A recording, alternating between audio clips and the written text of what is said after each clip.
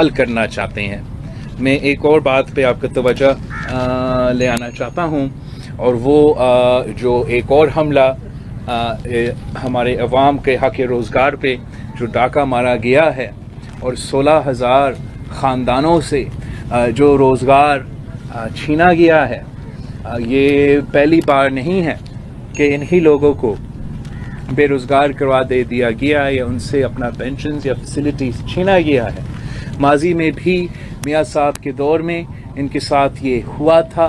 फिर पार्लियामान ने एक लेजिस्लेटिव प्रोसेस के थ्रू इन लोगों को बहाल करवाया था, और अफसोस के साथ कहना पड़ रहा है कि जहां हम उम्मीद रखते हैं कि अदालतों की तरफ अवाम का रोज़गार का हक़ या अवाम का हक़ को तहफ़्फ़ुज़ दिया जाएगा, वहाँ हमारा उम्मीदों के मुताबिक वो फ़ैसला नहीं आया।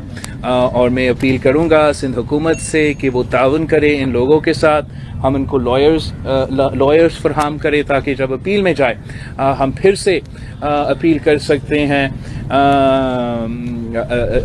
अदालत से कि आपको अवाम का हक़ रोज़गार को तहफ़्फ़ुज़ दिलवाना चाहिए, ख़ास तौर पे इस वक्त में जहाँ मुआशी सूरत हाल और मुआशी बहरान आपके सामने है।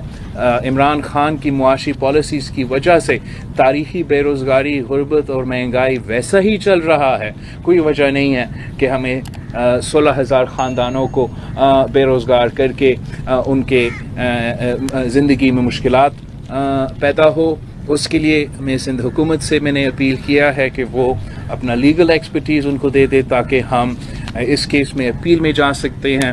लेकिन अफसोस के साथ ये एक this is not just one example, ये एक मुसलसल एक हमला मुसलसल का एक सिलसिला है जहां अवाम का हक़ रोज़गार पे डाका मारा जाता है।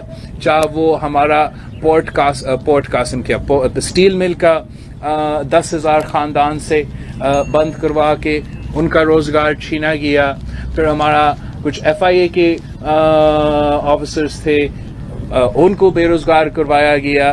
तो जगह जगह से ये एहसास हो रहा है कि ये हुकूमत अवाम को रोज़गार देने के बजाय अवाम से रोज़गार छीन रहे हैं।